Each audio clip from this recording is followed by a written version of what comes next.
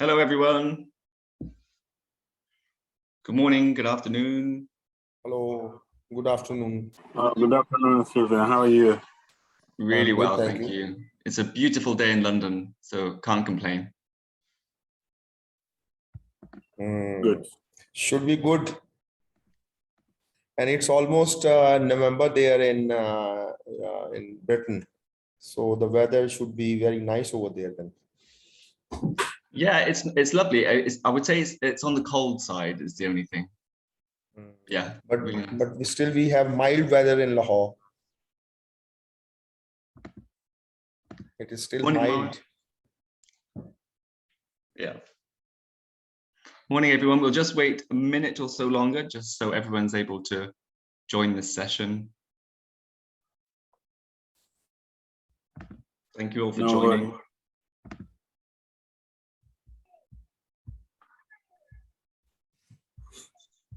Morning, Amara. Wonderful. So it's 10:02. So I think I will begin introducing the session, and others will join us as we go on, as ever. So welcome to the fourth and final day of CSE's Network Forum 2022. It's been an amazing week, and so many rich and interesting conversations have come from it. And I'm really looking forward to kicking off the final day with an exploration of challenges and solutions to navigate the often strange relationship between street-connected children and the police. And as ever, before we proceed, I have a couple items of housekeeping to go over. So as ever, the session will have a question and answer section at the end of Sabrina's presentation today.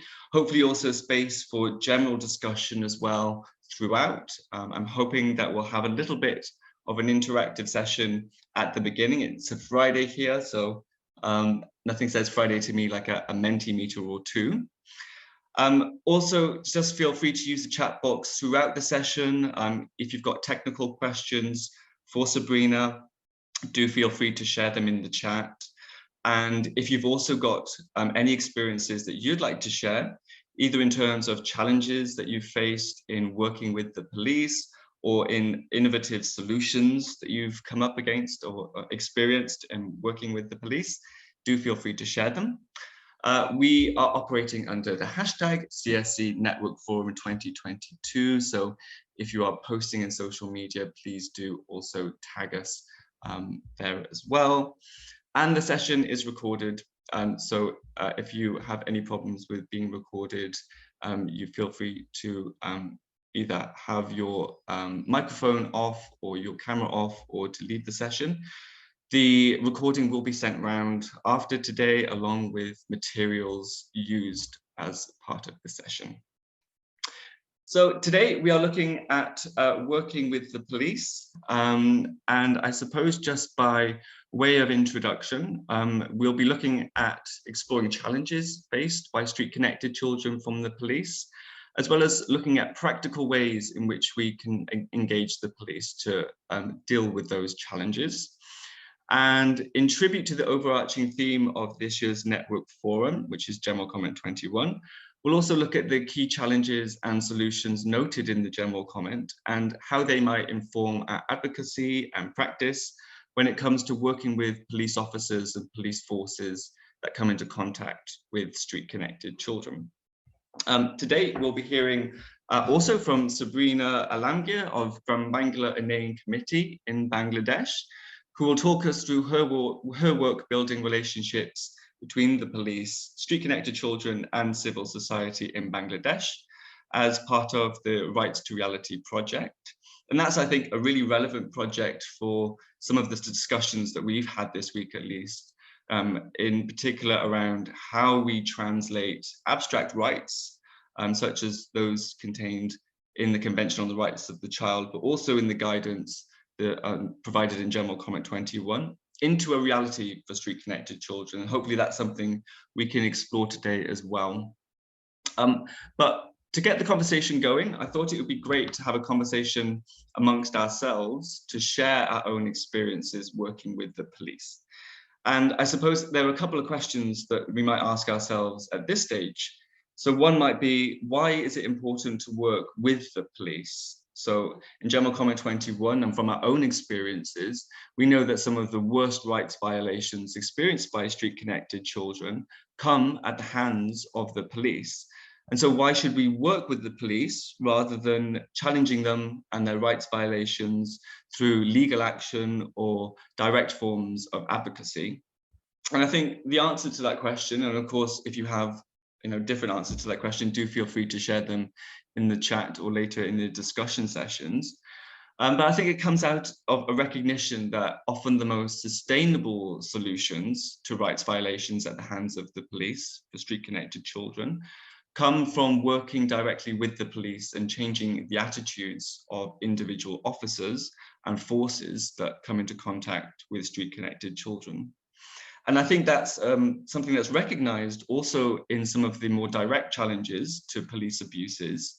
So one, in my mind, at the moment at least, is the ECOWAS challenge. So at the moment, there's a challenge in the ECOWAS Court of Justice, challenging the loitering laws in Sierra Leone.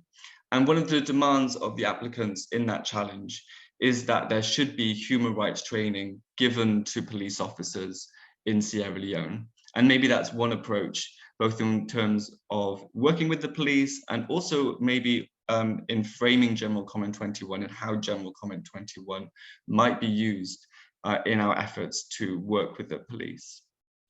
So to start the conversation today, and before handing over to Sabrina, it'd be really great to hear from you all about your experiences working with the police and the challenges you've faced. So as I said previously, we do have a couple of Mentimeters, the link to which is now on the screen. So if you follow that link, you'll find a question, which is, what challenges do street-connected children face from the police? And if you can't access the link, do feel free to give your answers in the chat rather than using the Mentimeter.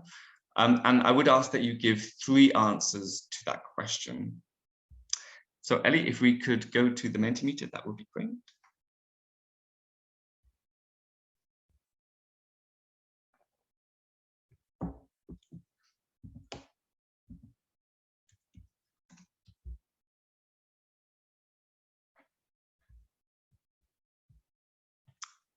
Great, we've got some coming up. So yeah, really serious problems, arrests, rape and beatings. Definitely big challenges faced as a result of the police by street-connected children. Yes, discrimination is a huge one for sure. A humiliation, definitely. Brutality, and I think quite a lot of these overlap, but are also distinct issues. Scapegoating, definitely. Criminalization, yeah, and that's something that we've seen a lot in terms of the project, the Legal Atlas for Street Children, dealing with status offences. Violence seems to be a big one, and I think it cuts across pretty much all of the answers that we're getting at the moment. Stereotyping, definitely. Language problems, yeah, difficult to communicate between, difficulties of communication between street-connected children and the police is a huge issue for sure. Mistrust, yeah, definitely. Yeah, these are all really poignant responses for sure. Wonderful. And discrimination seems to be the largest of the answers that we've got so far. And what was going to be really interesting, I think, so after these interactive sessions, we'll look at General Comment 21 and what General Comment 21 identifies as the key challenges faced in the relationship between street-connected children and the police. That's great. So now we've thought about the challenges to street-connected children. Yeah, so we've got some in the chat as well. So lack of protection and support, definitely. Thank you, Olivia. Unlawful detention, yeah, also a huge problem.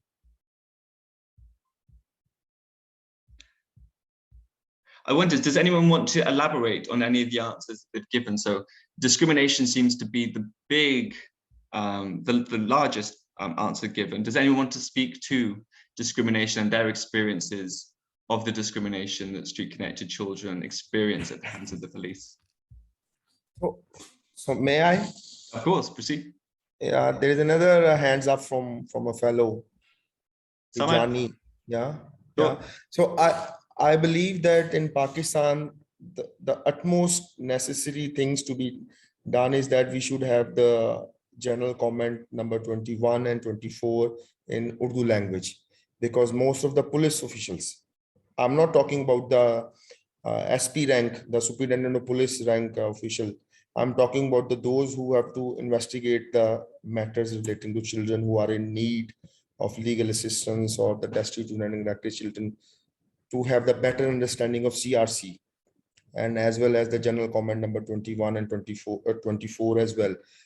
I mean, there might be any translation of general comment number 21 and 24, but in my career, which is almost 12 years now, and I've been doing advocacy for last 7 years in across Pakistan relating to Juvenile Justice Act and neglected children and destitute children as well.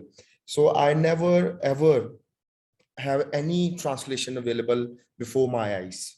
So first of all, before dwelling into the technicalities, we have to give, or we have to basically have the Urdu translation of these comments before going to the technicalities and the legalities as well.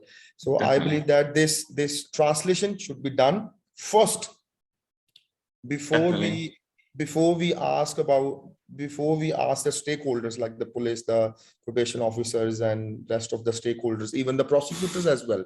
Yeah, and I think that's a good point, Samad, because one key challenge or one key solution to these challenges might be to ensure that street-connected children are aware of their rights, and giving them access to information about their rights might be a key solution to tackling the issues that come from the police. That's wonderful. And Tashani, did you want to speak to anything that's cropped up as part of these challenges? Yeah, absolutely. I wanted to talk about the discrimination aspects and how it comes about, because generally, even a situation where street children find it necessary to go and report maybe an incident to the police, it's because of how they appear to the police. Sometimes they don't even take any seriousness in addressing the issue. Sometimes because of the perception, there's a perception that street children, they are generally bad. And so even as they are reporting on maybe some violations or something that somebody might have done to them, the police will not even follow up under normal circumstances. Maybe the protocols, if there is a complaint, you need to follow up, investigate to know whether actually the person is doing. But because they are street connected, the police will just shrug it off and then will sometimes sack them. And so there's generally that, and that's also all the time leads to the mistrust. And so if you working with them and inform them that, oh, they have a right to report anybody who is abusing them to the police, they will just tell you that even if they go, nothing will happen, or the police will not listen to them. And so it's a whole thing that is happening all the time. Definitely. Yeah, I think that's a really good point. Police, I guess there's mistrust in both directions, and definitely there's something often in the attitudes of police towards street-connected children that they are very dismissive and definitely discriminatory in their approach. Wonderful. Those are two really clear key challenges faced by street-connected children in their relationships to the police. So thank you for that. And so I think that also leads us on as well to thinking about solutions. So how do we tackle these issues that street-connected children are being faced, that they face? And I think that we've touched upon maybe information sharing, access to information, and also changing attitudes. But I'd be interested to hear if there's any other solutions that you have experience of or that you're aware of, and do feel free to share. So again, we have a Mentimeter, so feel free to give 3 responses to the question, how can the relationship between street-connected children and the police be improved? Again, if you can't access the Mentimeter, do feel free to share them in the chat.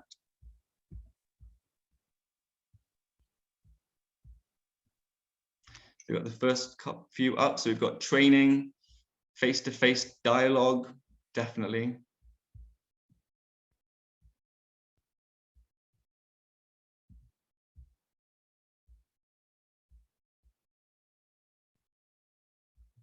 Any other solutions? Any other experiences that you have in how to work with the police? So we've got child-led advocacy, definitely. So facilitating engagement between street-connected children and the police. Letting street-connected children set the agenda in terms of what they see to be the challenges in working with the police.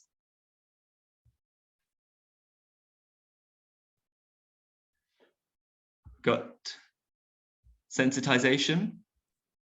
Another point which I would like to share is that we should develop some sort of a communication between the police and the rest of the stakeholders. Like if you see the probation officers and the police department, and yesterday in my presentation, I paid attention to section 5, which says that the police officer, if the police investigation officer or any law enforcing agency arrest any child, so he is duty bound to inform to the social worker or the probation officer. So there is a lack of communication between 2 stakeholders. Yes, definitely. So making sure the system operates in a rights-based way, and that there's communication between the various stakeholders, and each stakeholder is aware of their obligations to street-connected children, definitely. And Amara, I see that you've got your hand up. Did you want to come in with something in terms of the solutions Yes. to these problems? Go ahead. I think the police need to be involved in, the police need to be involved in our work.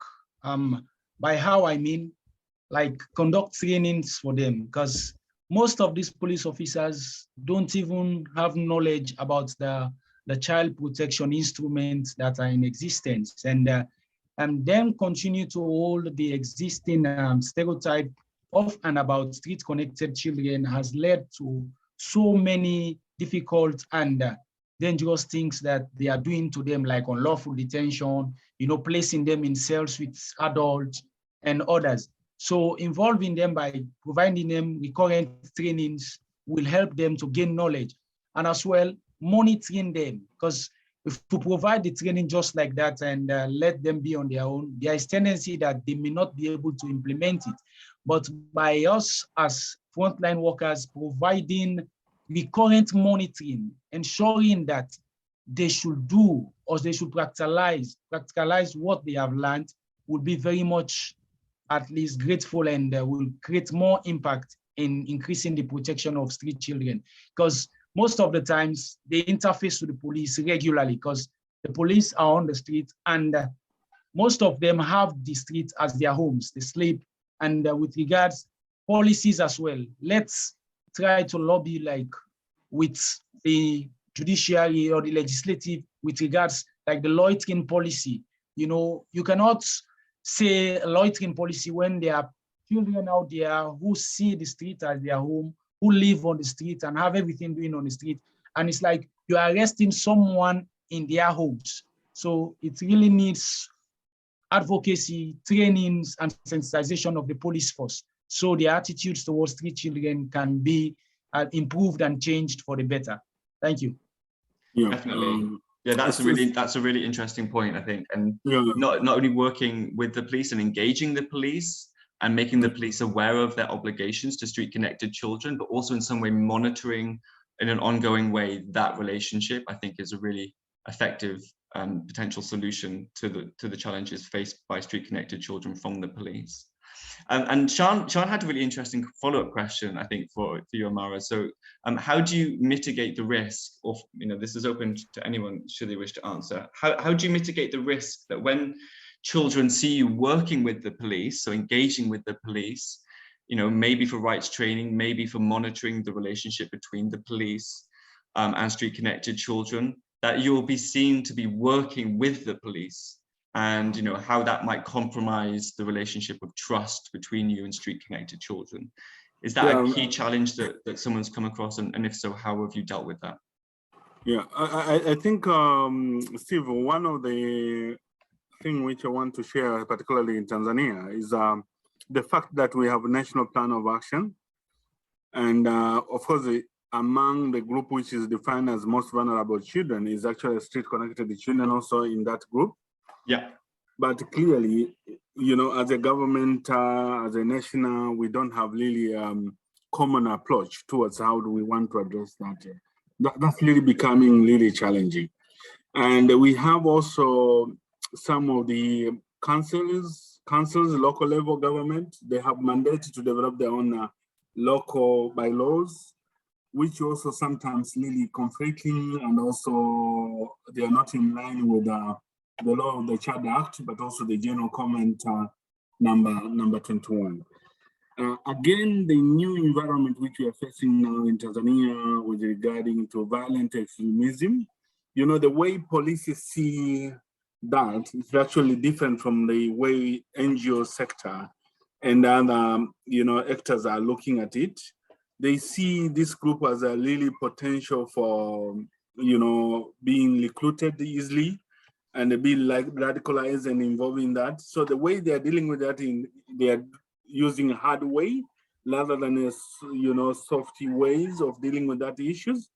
But in Tanzania, what we have actually been able to do, we have funding from FCDO, and we have been able to engage with the police. So one way is really to train this police as a sector on how to engage with the children. But secondly, we have been able to identify some of the street-connected children to be champions in terms of consultations with them, with the community, to see what are the issues, what are the challenges. And always we do facilitate the linkages between the police and also street-connected children to give their views and opinion on the issues and address them collectively, and also coming up with a common solution in terms of addressing them. So, and this also is including the campaigns which we are doing with the community, particularly dialogue in the community, which is actually we found they are really useful. And now the community, they see these street-connected youth or children are really adding value in their communities, rather than just seeing they're useless or something like that. Amazing. Yes, thank you, Musa. So yeah, cutting across a number of the sort of solutions and challenges that we've identified. So I think that in particular, it's very interesting, the idea of having these street champions. And I think that's also quite in line with the approach that's been taken in Bangladesh as well, with the street child task forces and facilitating the conversation between police officers and street children through those sorts of means. Really interesting. Thank you so much, all of you, for your contributions. I'm conscious of time and that we still have to hear from Sabrina and all the work that's been going on in Bangladesh with the street child workforces. I guess what might be useful for us now is just to take a very quick look at General Comment 21, bearing in mind all that we've just discussed in terms of challenges and solutions to the relationship between street children and the police. And look what General Comment 21 says about both of those things. So Ellie, if we could move to the next slide, please.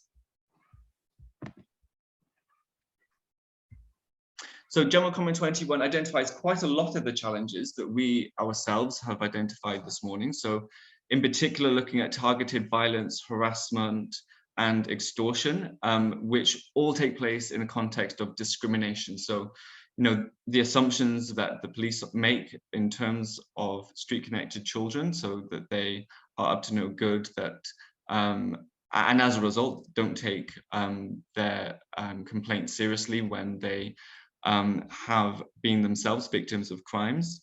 And that's, refusal by police to take their report seriously is something we've also identified this morning. Also, we talked about arbitrary removal from the streets, police roundups, police sweeps. See, this is a huge problem that doesn't operate in the context of law or policy, but as a matter of practice. And so it's particularly difficult to respond to and really I think is a challenge that can only be solved through perhaps engagement with the police. So I think we covered basically all of the challenges that General Comment 21 talks about, and maybe even more than the General Comment has talked about. And then in terms of solutions, Ellie, if we can move to the next slide. So General Comment 21 talks about training, an awful lot of training. So training on child rights, child protection, and the particular context in which street connected children operate. So again, not assuming that street connected children are a monolithic entity, but that they each operate in different contexts. And it's important for the responses and the police responses to those contexts to change. Also looking at child rights approaches, psychosocial support and child empowerment. So not just training on human rights, but training on a whole range of issues that street connected children have identified, and that are key issues that they've identified in their own lives. And also looking at, I suppose, removals and sweeps. So not using national security as an excuse for removing street connected children from the street.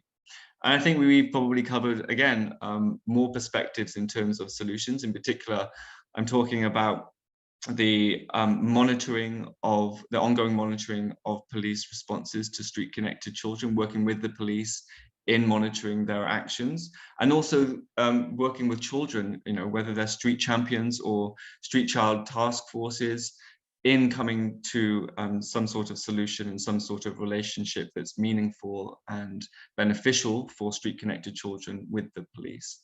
So amazing, really interesting discussion. I'm sure we could continue to talk about these challenges and solutions for hours and hours, but I'm very keen to now hear from Sabrina and the particular ways in which Gram Bangla has been operating in Bangladesh in improving the relationship between street connected children and the police.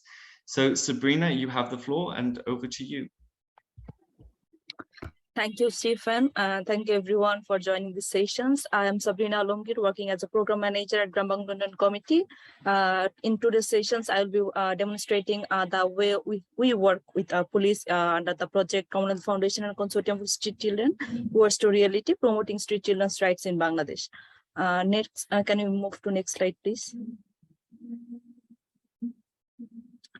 And Words to Reality, promoting street children's rights in Bangladesh. It was basically an innovative right-based initiative for the first time in Bangladesh, because under this project we have formed a street children task force who train them, build the capacity among the street children task force to actually negotiate, to know about the rights, and to know about according in light of UNCRC, and given training on Child Act 2013 and all that. And another thing in this project, actually to ensure that it was an innovative approach, like street children voices should be heard and should be actually heard and included in the policies, included in designing the policies, which is especially for street children. So that is why we facilitated advocacy activities with government stakeholders, law enforcement agencies, which is Bangladesh police, and civil societies, to build the capacity of them, among them, to actually meaningfully heard from the street children about their needs and their views, etc. Next slide, please. This was a 3-year project which was actually implemented by the Consortium for Street Children, Gram Bangla Committee, Dhaka Hasina Mission, and Lido, with the support from Commonwealth Foundations. And the project locations were Dhaka and Borishal. And we, Gram Bangla Committee, worked in the Borishal City, a riverine division of Bangladesh, and implemented this project there. Next slide, please. And what was the context of building relationship with them? Actually, as we have already said, the main objective of this project was to be heard street children's views and their needs in designing policies and others too. So to make that happen, we have to actually have interactive discussions or sessions with the key actors, which are the government officials or government stakeholders or in law enforcement agencies and other civil society organizations who are at the key actors for designing policies and all that. So that is why we have actually building other built relationship with them, conducted advocacy activities with them, and we have actually the context of this relation building process was effective enforcement of the Prohibition of Child Act 2013, National Children Policy 2011, and Child Labor Elimination Policy 2010, and UNCRC. These are all policies and acts of Bangladesh. So we are working on effective enforcement of these tools and key instruments, which are based on child rights and protection. And according to why we are saying that effective enforcement of Child Act, because according to the Child Act 2013, in a provision, there is a child affairs desk which will be established in every police station of Bangladesh, and a female sub-inspector will be given preference to assign all the responsibility of child affairs desk and will be called as a child affairs police officer. But when you have actually initiated the dialogue with the stakeholder, Bangladesh Police Department and other in Borishal, so we identified that there was no effective enforcement of these provisions of child affairs desk. So we conducted several one-to-one meetings and effective discussions with the officials of police department to reorient or reorient about this provision of Child Act 2013. Next slide, please. As I said, there's no designated child affairs police officers, Borishal Kotali Model Thana. So after 1 year of advocacy, actually consultation meeting, and the officials of police department, other concerned, and there was a concerned sub-inspector who was as inspector. So after 1 year of these advocacy activities, there's the understanding of this or orientation of Child Act was established, and there was a designated female sub-inspector who was actually assigned as a child affairs police officer of child affairs desk at Borishal Kotali Model Thana. So, and also we actually identified that police department has can influence other stakeholders and or like the Department of Social Services, probation officers, and others to involve in a common agenda to work actually on the rights and protection of the street children. So that is why we have increased our advocacy activities with police department to effectively implement this. And so the purpose of this relation building department was obviously, I say, to involve the other powerful key actors in advocacy activities regarding the rights and protection of street children. So, and other than that, I said that there was a lack of orientation about the Child Act and other key instruments of Bangladesh, like Child Act 2013, National Children Policy, and other things, and the UNCRC. So we actually build this relationship to sensitize and effective enforcement of these tools. Next slide, please. So how we actually did this relationship building, the approaches were like, well, first of all, we have to conduct several one-to-one meetings with the officials of police department, and we actually conducted several trainings, workshops. So we have ensured the participation of child affairs police officers in the dialogue programs, and the so in these participations actually help the child affairs police officers to promote the understanding of the objective of this project within the police department officials, so that the other officials within the police departments were also sensitized about this Child Act and other instruments. So they were also there. After that, they were much more supportive, and they were actually letting that they were also participating in our programs and dialogue on all that. And we have facilitated several interactive sessions between the government stakeholders, police department, and civil society organization, and street children task force. As we initially said, that we have formed a street children task force to build the capacity of them to deliver their views and needs in front of the stakeholders. So we facilitated several dialogue sessions among them, so that the street children can tell their views and what they want, how they want to mitigate their risk, how they want want solutions to solve their problems, so that both the stakeholders and the street children task force can sit together and find the solutions together, and the street children's views are actually reflected in the policies which will be designed afterward. So, and participations in this meeting, so ensured that the street children task force, they were much more acquainted with the child affairs police officers, and The proactive and child-friendly behavior actually of CAPO actually ensured that they can contact with her anytime they face any problems. These participations actually built a trust among the Street Children Task Force and the police department. And now at this moment, the situation has been increased a lot. The police, child affairs police affairs monitors the places where they live, and she actually monitors and gather their situations, what they are feeling, what if they have any problems or not. So yes, I think now this situation now have been changed. Next slide, please.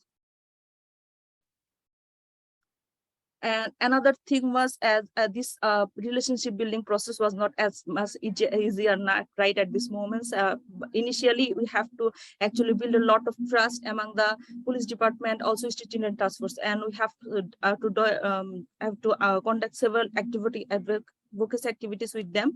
So as this project has started, COVID-19 has also started. So during COVID-19, the Street Children Task Force situations was much more worse because they lost their jobs and faced several difficulties to manage the food. So as we are working with them, we are working for them. So we have to build a trust and relationship with them. So to help them in that situation, so we actually took permission from the police department because there was a shutdown, any movement from general people. So we actually took special permission from the police department to provide food and other support to the street children of Borishal city. And so for this movement, we actually raises fund among by ourselves apart from this project, and provided food support and other group counseling, selling on COVID-19 hygienic like washing hands, wearing mask, and health counseling among the street children of task force. In this way, actually, the relationship building process with GUC and the Street Children Task Force has developed a lot. Next slide, please. And also the police commissioner of Borishal Metropolitan Police was appreciated this approach of GUC, and they were these approaches or initiatives actually sensitized them later on. They also started working proactively on the issues of street children. Later on, they themselves, the police department themselves, actually fundraised and provided food and support and clothes among the street children of Borishal. And we, as our staff has provided support in all of their activities. Next slide, please.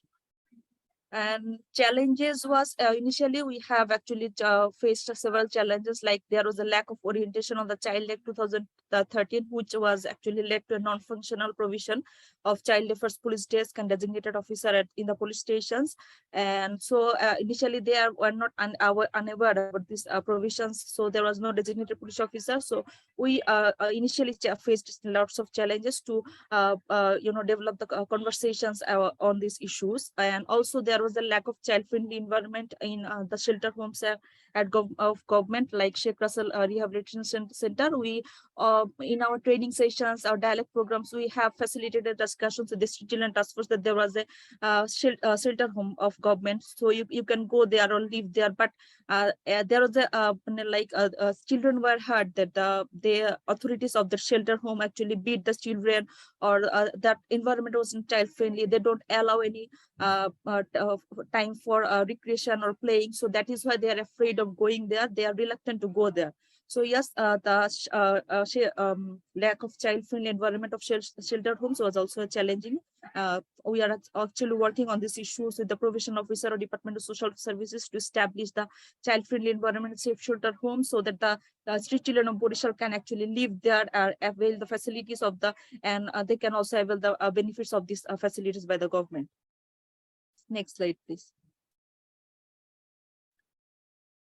And the strategy we are actually now taking to forward, that is now at this moment we have actually enabled the provision of, we have facilitated to enable the provision of Child Act 2013 in just Borishal divisions or Borishal Metropolitan Police. But right now 63 districts of Bangladesh, they are all the it is according to the act, every police station should have a child affairs desk. So we are actually doing advocacy works with civil society organizations and other networks of forums, so that every other 63 districts of Bangladesh actually followed or established the child affairs police officer or child affairs desk at every station of Bangladesh.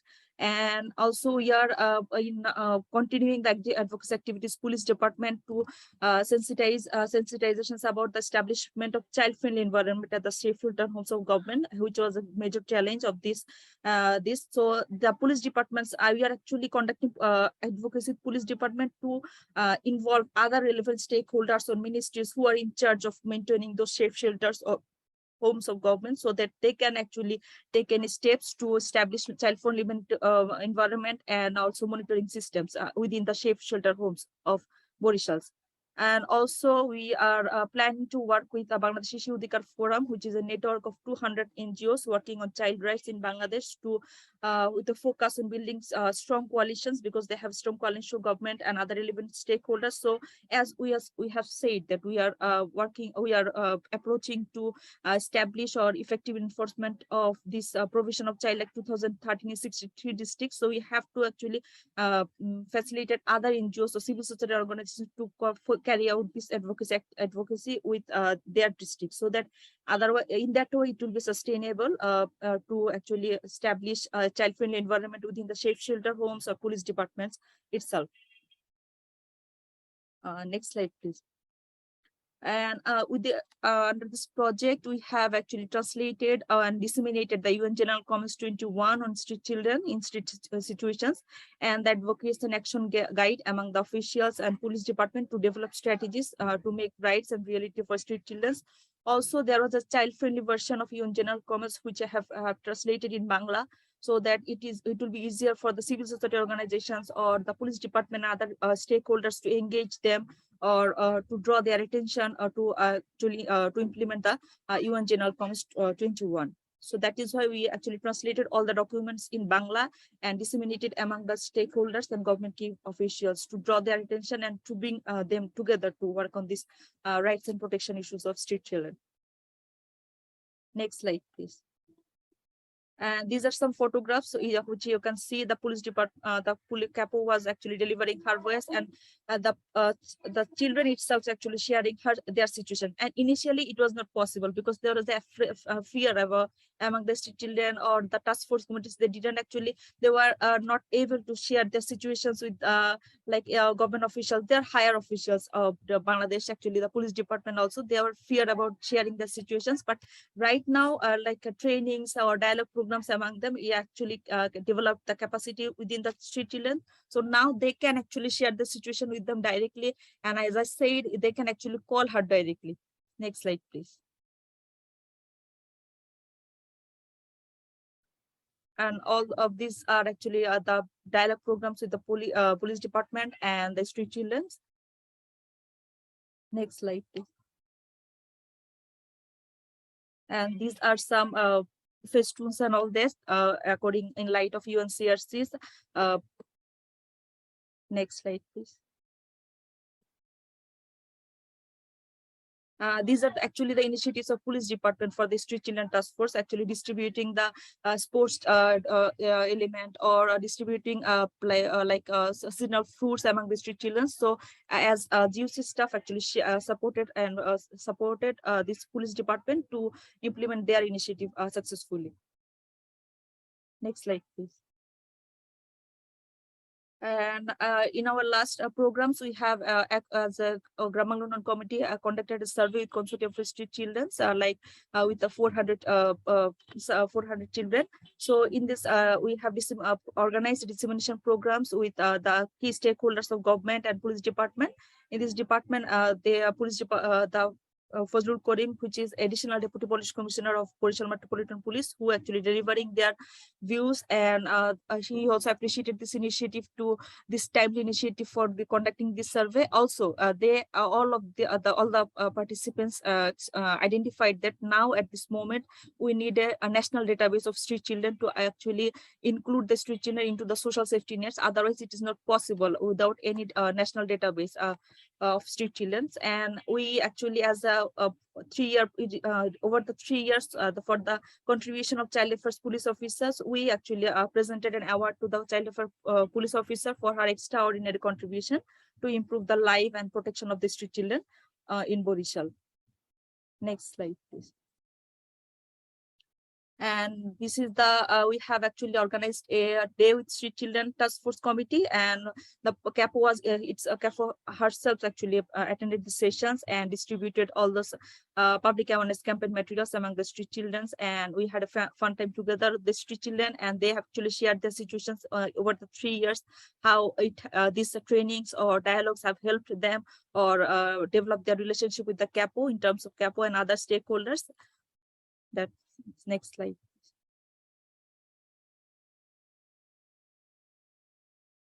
And this is the like one task force members, Chandni, who actually shared one of our experience, because at first it was street children are stigmatized, and stranger from without any reasons beat them or misbehave with them. So previously they have no one to actually report for this kind of behaviors, but within like develop dialogue programs and other training workshops, the street children task force have developed a good communications with the CAPO. So once a stranger from the river terminal of Borishas actually misbehaved with her, so she did actually initially immediately called the CAPO, and the CAPO explaining what happened, and the CAPO actually immediately came to the river terminal and helped her her to mitigate the risk and all that.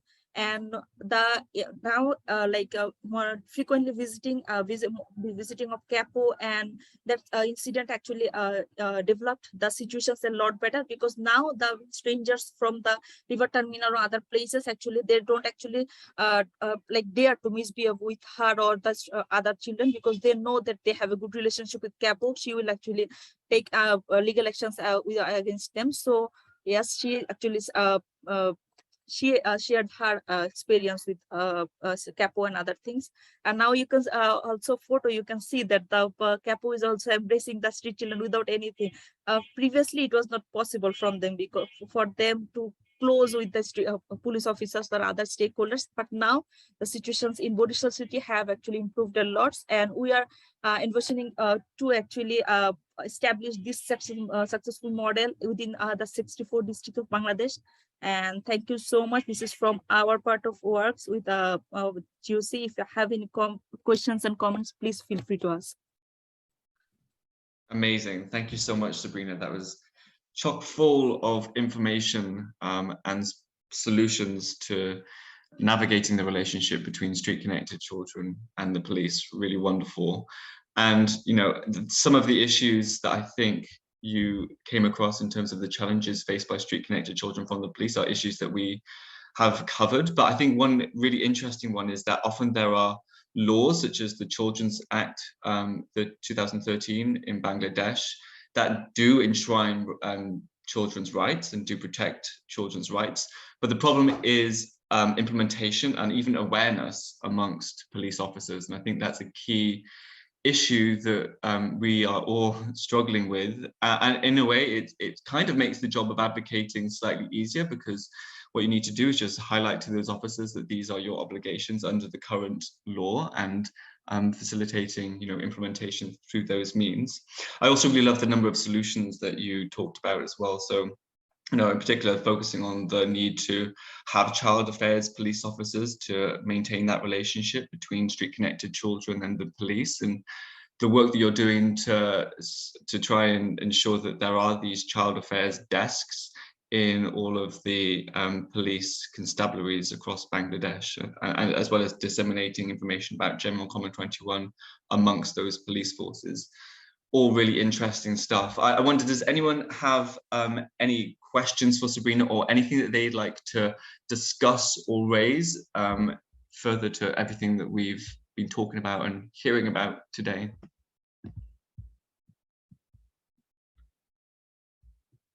I have a question, Stephen. Yeah, go ahead, Samad. So, my question is, how the child-friendly police officer works in Bangladesh? So, what do you mean by a child police in Bangladesh? Child affairs police officer.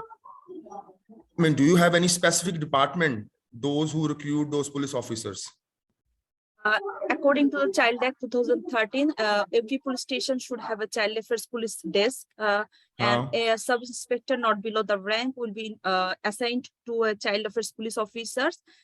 She or he, basically female sub-inspectors are given preference for this post or designated and so she or he will have the some duties and responsibilities actually with children. He have to actually maintain and register any case which is related to children, or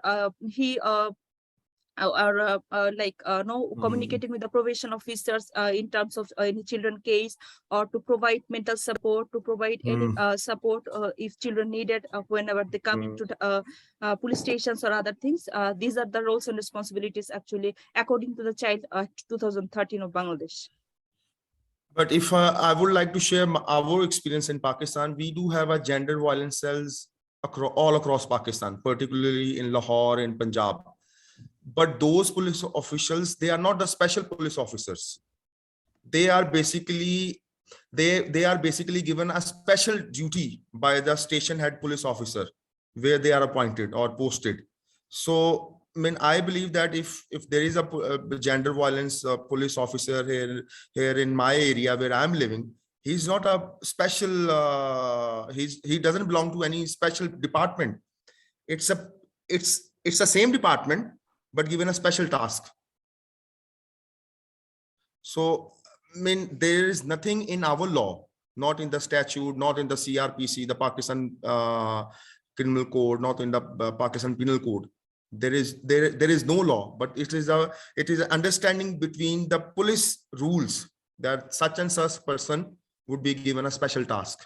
Yeah, but the department is the same. Yeah, I suppose that's one sort of benefit of working within the confines of legislation. Whilst it may not be implemented, at least exists, and you can work to advocate to ensure implementation. And if in that legislation there is, provision to require there to be, child affairs police officers in each district, then that's easier in terms of advocacy. But of course, the problem becomes a little bit more challenging if that's not the case.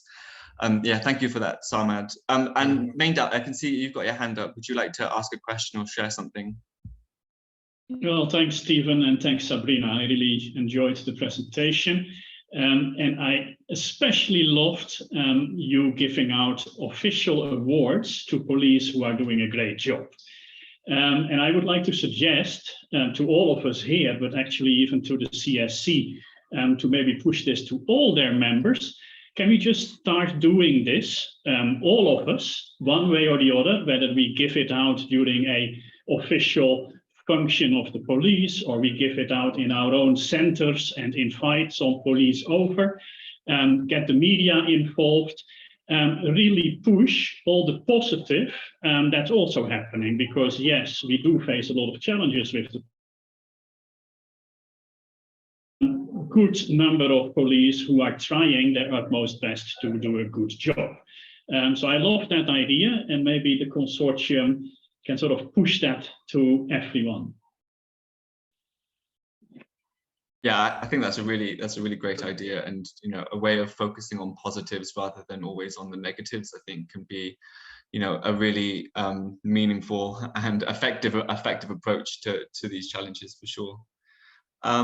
Tijani, I can see that you've got your hand up. Would you like to contribute something? Yeah, okay, good. I think wonderful presentation by Sabrina. Listen to what she's saying. I'm looking at two different situations. There is a first situation where the child is a complainant. So like when somebody has done something to the child, and then child needs to complain to the police for his rights, or for them to take legal action for the person. Or the other aspect is where the child is in conflict with the law. So then that child becomes maybe an offender. So I don't know, in their situation, this police or the couple, whether they both is in the situation where the child is a complainant, they take the issue up to deal with it, or is it the case that where children are reported or they are in conflict with the law, and then they have to deal with the process? Because here in Ghana, we have a similar where the child is an offender. There's supposed to be a unit. It used to be a unit created basically for women, but then it's called Women and Juvenile Units. And then later it was expanded to mean the Domestic Violence Unit, which of course children are all involved, women issues and the rest. But then they mostly are dealing with where the child is an offender, and they're supposed to handle those issues. And there are people who are social workers, but then it's after these ones are basically police officers, and sometimes the understanding of child rights issues and social issues is also an issue. But then the social welfare officers come into the issue only when the case gets to the courts. So at the court stage, there's going to be a juvenile court in which the social welfare or the social workers are going to handle the issue so that it's done in a particular way. So I just want to know if it's both as the child as an offender, or maybe when children have issues, because we really have issues where children have issues and they need to complain, and then the police don't know, or they see it as a complex issue, and then they try to shy away from it, and then getting people to abuse children's rights, and then there's no way to hold them accountable for it. Sure. So this is a question for Sabrina Tijani. Well, not it's also for all of us too. Yeah, well, I guess it's an interesting point, isn't it? So, you know, if we do have child affairs police officers, what are we expecting them to do? Are we expecting them to ensure that the rights of the child are protected if they're being prosecuted or being under investigation? Or is it wider than that? Is their remit to ensure that there's human rights training and child rights approach across police forces, or at least across their police force? You know, how much can we expect from these child rights officers? And you know, is it something that's even realistic, I guess? Does anyone have any views on that? Yeah, I think there was the conversation around that, and I kind of see the realistic way to do it is maybe going the way of having a child desk, because if you're looking at total training of the police force in the whole area of children's rights, in the whole area of child-centered approach, and there is going to be a daunting task, and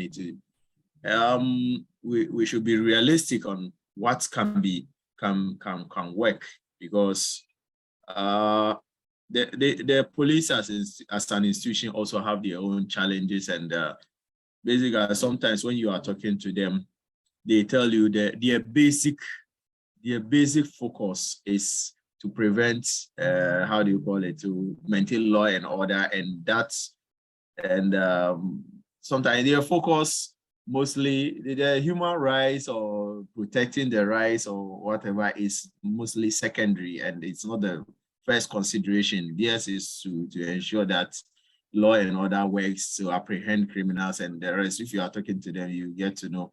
And so to get the whole institution to change focus is going to be a daunting task. And so if there's the push to get at least a child desk or some specific people trained, and then so that issues involving children are directly pushed to those specific people so that they can deal with it in the interim. I think that's the best, I think the realistic way to go about it. Yeah, definitely. Thanks, Suzanne. Thanks for your thoughts. And so I think we have time for just one more question. So Paul, I can see that your hand's up. We might run a little bit over, but Paul, if you want just to ask your question or raise your point. Thank you. I think I just want to. I have a question. Before that, I also want to supplement what Sabrina said about congratulating the police. What Minded also supported that. We do that very often, because working with street kids and the police, very important to work with.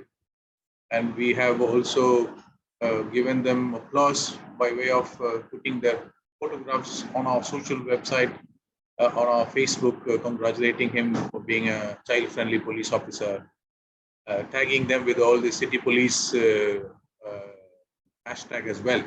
So that brings them all, when they do some very good act of police protecting the children, we try to put that on the social media so that the police commissioner comes to know about it. And we work very closely with the police. You know, for Diwali, we had Diwali last week, 2 weeks ago. The police officers, the whole police district, police inspectors, sub-inspectors, they all came to our shelter. They met with the children. They had a good time with the children, playing with firecrackers, distributing sweets. Now we try to make a welcoming environment for the children and the police. That's very important. At the same time, you know, we have this child welfare police officer, like you have child affairs police officer. But most of the time, they're just designated in the police station, but they are all the time doing other works, not about children. It's always a challenge. And training the police has been happening in India a lot in our country. But when it comes to action, they forget what was given in their training, what was their inspiration. But when it comes to action, they always forget that, and they just act in a way which is not supposed to be in a role as a child police officer. No, so that's always a challenge. So we try to keep reinforcing about the learning that they have got in the training, and we also try to keep track of what is happening. Sometimes there is no child welfare police officer designated at all. When we go to the police station, ask for who is the present police officer, who is designated, and they try to look at each other and say who's the one, because they don't even know that there is somebody who needs to be designated as a. So that's always a challenge when we come to the police, because police station is the most important place for any child, for any family, because there is the one, the law is set in motion, you know, when a complaint is being given. So that's always a challenge, but we need to work with. And I just have a question to Sabrina, because I'm really interested to know about, they have a big network, it seems. So that's something of NGOs. I saw in the presentation about 200 NGOs coming together. That's fantastic, you know, that's really huge to be together. I'm just trying to learn maybe a short brief about what this network is. Is it only about street kids, NGOs coming together, or it's a broader network about child rights? With how you keep working and all that, because that's always a challenge. Networking is not working in many places. So how to do that? Thank you for that. Thank you, Paul, for your questions. Actually, no, basically the broader, the Bangladesh Shishu Adhikar Forum, which is actually work on in a broader way, not just especially on street children. They work for like the child rights issues across the nation. So, and working with network is like sharing our experiences with them, sharing what we have actually achieved, what we have learned, the challenges we have faced from working in Mauritius.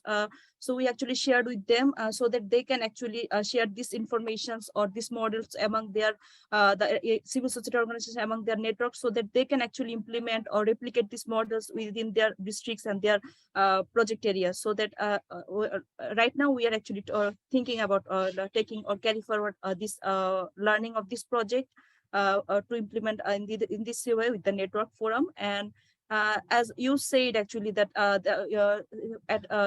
there was no designated child officer, police officers. Whenever you ask about like going to the police, that case happened to us also. At first, we also went to the police stations. We are actually asking about who is child affairs police officer, but they were actually looking at each other because there was no designated officers at that time. But later on, actually, it happened, and I think in this way, that was our experience, which is similar to India, I guess. That is why I actually shared. And does my answer actually in terms of your networking? Okay. Hello. Perfect. Thank you so much, Sabrina. That's a really good point, I think, for us to leave this on, in terms of, it can be a really daunting task to have to tackle training the entirety of a nation's police force. But I think working together and coming together in forums like this to discuss ways in which that task can be broken down and ways in which that we can work together to ensure that the ways in which the police operate respect the rights of street connected children would mean that, you know, eventually, hopefully, we can improve the ways in which the police and street connected children interact. Unfortunately, we have gone over 5 minutes over. Thank you all so much for such a lively discussion and lively interjections today. And thank you, of course, to Sabrina for such an amazing presentation. Before we go, I just would like to remind you that the network forum is not quite over. We have another session today, which is writing a winning fundraising application. That's taking place at 12:30. Until 2, and then we have the final closing session at 2:30 today. So hopefully I'll see you all there as well. And thank you all for today. It's been really, really brilliant. And I look forward to seeing you all soon.